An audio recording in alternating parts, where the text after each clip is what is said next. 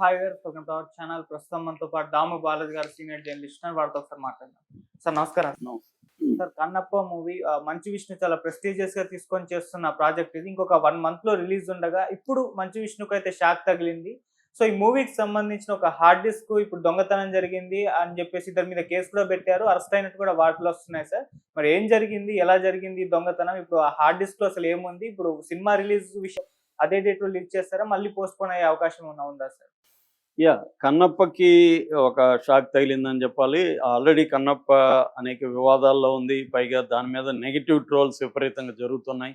ఈ నేపథ్యంలో ఇప్పుడు ఒక షాకింగ్ న్యూస్ బయటకు వచ్చింది. అదేంటంటే ఆ సినిమా హార్డ్ డ్రైవ్ బయటికి వెళ్ళిపోయింది అనేది ఇప్పుడు వార్త వస్తుంది. అది కానీ బయటికి వెళ్ళిపోతే, వన్స్ అది కాపీ అయిపోతే ఇంకా ఒక్కసారి బయటికి వెళ్ళిపోయి ఆన్లైన్లో ఒక్కరు పెట్టేస్తే దాన్ని ఇంకెవడ ఆపలేడు. మొత్తం సినిమా వెళ్ళిపోతుంది. ఆల్రెడీ దాని మీద విపరీతమైన నెగిటివిటీ ఉంది. దాని థియేటర్కి వెళ్ళి మేము చూడాలన్న ఫీలింగ్లో ఉన్నారు.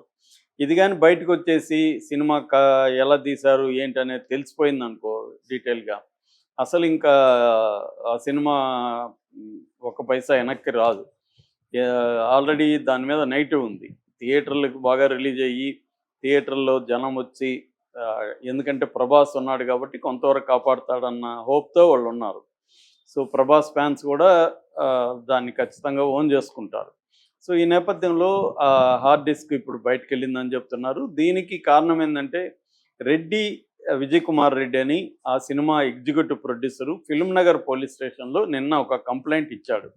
ఆ కంప్లైంట్ బయటకు వచ్చింది. ఆ కంప్లైంట్లో ఏముందంటే, వీళ్ళు విఎఫ్ఎక్స్ కోసం ముంబైకి హార్డ్ డ్రైవ్ ఇచ్చారని, ముంబైలో ఒక ప్రముఖ విఎఫ్ఎక్స్ సంస్థకి వాళ్ళు విఎఫ్ఎక్స్ ఎఫెక్ట్స్ చేసిన తర్వాత ఆ ఫిల్మ్ మళ్ళీ దాంట్లోకి వేసి హార్డ్ డ్రైవ్ని డిటిడిసి కొరియర్లో ఇక్కడికి పంపించారు.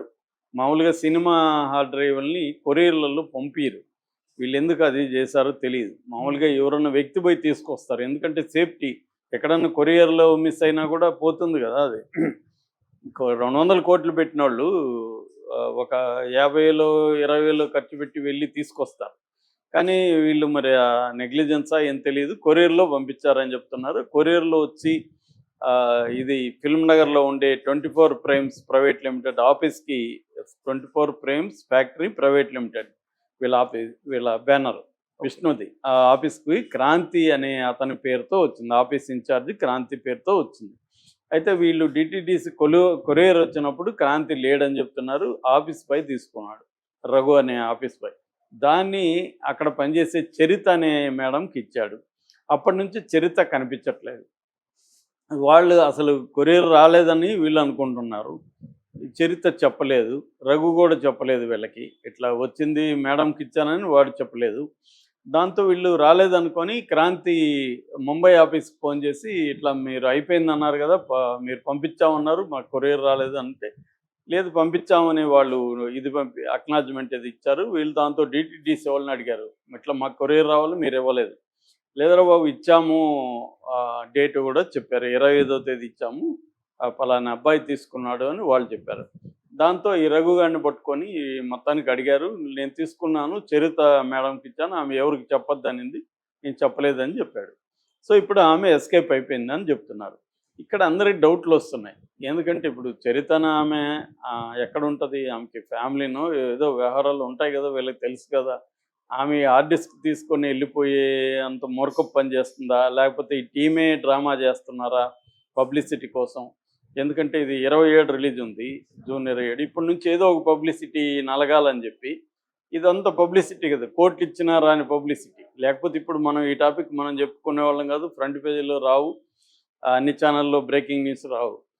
ఇదంతా వీళ్ళే చేస్తున్నారా అనే అనుమానం కూడా వస్తుంది. ఒకటి, ఇటువంటి ఇంపార్టెంట్ ఉన్న ఆర్టిస్ట్కు కొరియర్లో ఎందుకు పంపిస్తారనేది నెంబర్ 1. వీళ్ళు వెళ్ళి తెచ్చుకుంటారు కదా అనేది అందరూ అనుకునేది. 200 కోట్ల సినిమా, ఇదేదో చిన్న సినిమా కాదు, కొరియర్లో పంపించాను అని చెప్పడానికి. మూడవది, ఆ చరిత అనే అమ్మాయి ఎక్కడికి వెళ్ళిపోతుంది ఇవాళ? అట్లా ఎవరైనా తీసుకొని వెళ్ళిపోయి ఎస్కేప్ కాగలరా అనేది కూడా ఇది.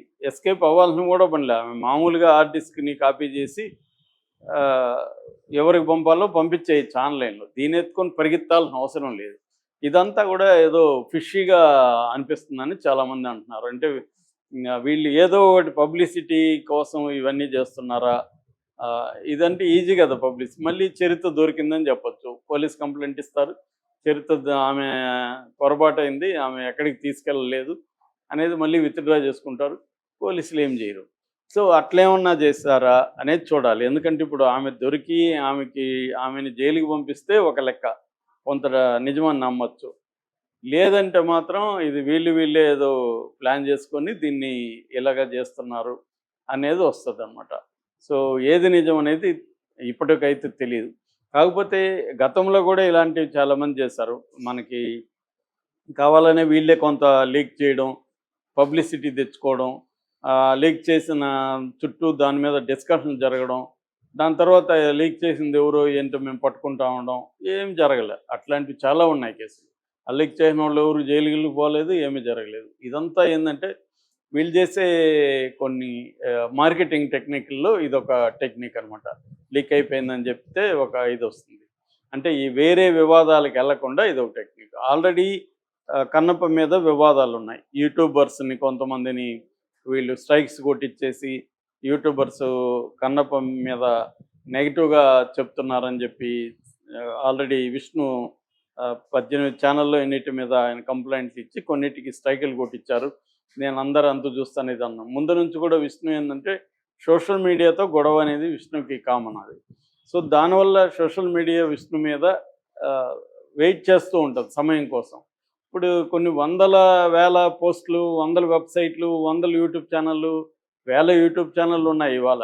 అన్నిట్లో వస్తే ఎంతమంది మీద చర్య తీసుకోగలుగుతారు పోలీసులు మాత్రం? ఎంతమందికని ఎంత పెద్ద టీముని పెట్టుకొని నువ్వు ఫైట్ చేయగలుగుతావు? దానికంటే కూడా పాజిటివ్‌గా వెళ్ళడం, సోషల్ మీడియాని ఇవాళ ఉపయోగించుకోవడం అనేది తెలియాలి. నువ్వు సోషల్ మీడియాతో మొండిగా ఢీకొంటే ఒక ఛానల్ పోతే ఇంకోటి పెట్టుకుంటారు, ఇంకోటి పోతే ఇంకోటి పెట్టుకుంటారు. ఏమవుతుంది? కాబట్టి వీటితో కొట్లాడడం అనేది కష్టం. రాంగ్ స్ట్రాటజీ అది. మన ఎనర్జీని వీళ్ళతో కొట్లాడడం.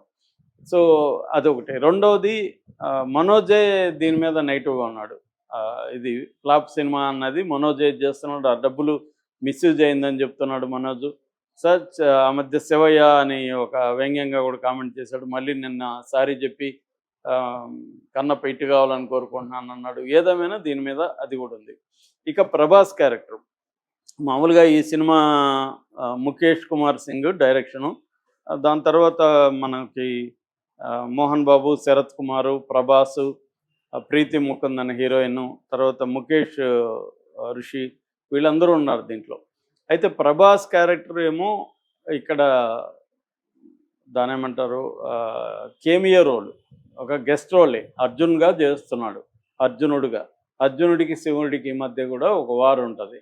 ఆ వార్ని చూపించడం కోసం ప్రభాస్ని పెట్టుకున్నారు. సో అంత తప్ప ప్రభాస్కి మెయిన్ కథతో సంబంధం లేదు.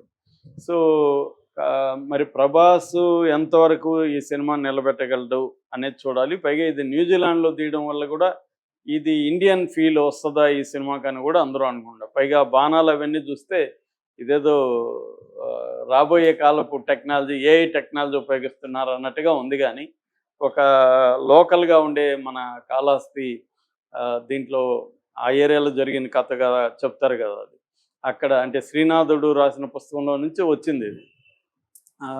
దాంట్లో ఉంది ఆ బాణాలు అవన్నీ. అప్పుడు ఏముంటుంది టెక్నాలజీ పెద్దగా, అవి వాడకుండా ఇతను ఉండే వాళ్ళ కాస్ట్యూమ్స్ ఇవన్నీ చూస్తే కూడా ఇదేదో నెక్స్ట్ దాని ఏమంటారు భవిష్యత్ ఫ్యూచర్ సినిమా లాగా ఉంది కానీ పాస్ట్ సినిమా లాగా అనిపించలేదు అనేది ఉంది. ఏదైనా సినిమా బాగుండి ఎంగేజ్ చేయగలిగితే ఎలా మిగతా విషయాలు పక్కపోతాయి. అశోక కూడా అలాగే తీశారు. అశోక కూడా వెరీ మోడర్న్ కాస్ట్యూమ్స్, స్టైలైజ్డ్గా ఉంటుంది. షారుఖ్ ఖాన్ అది కూడా ఏమి ఆడలేదు. అంటే కన్విన్సింగ్ ఉండాలి. మనం ఒక పీరియడ్ సబ్జెక్ట్ చెప్పేటప్పుడు ఒక కన్విన్సింగ్గా మనం నమ్మే విధంగా ఉండాలి అన్నీ కూడా. అది మిస్ అయినట్టుగా ఆల్రెడీ విమర్శలు వస్తున్నాయి. సో ఇప్పుడు ఇది నిజమైతే మాత్రం బయటికి వెళితే మాత్రం వాళ్ళకి డేంజరు. నిజం కాకుండా ఇది అమ్మాయి వీళ్ళతో కలిసి ఒక డ్రామా ఆడుతుంటే పబ్లిసిటీ కోసం మాత్రం ఆడుతుంటే మాత్రం ఇది ఎంతో కొంత ఉపయోగం అయితే జరుగుతుంది. Okay, thank you so much.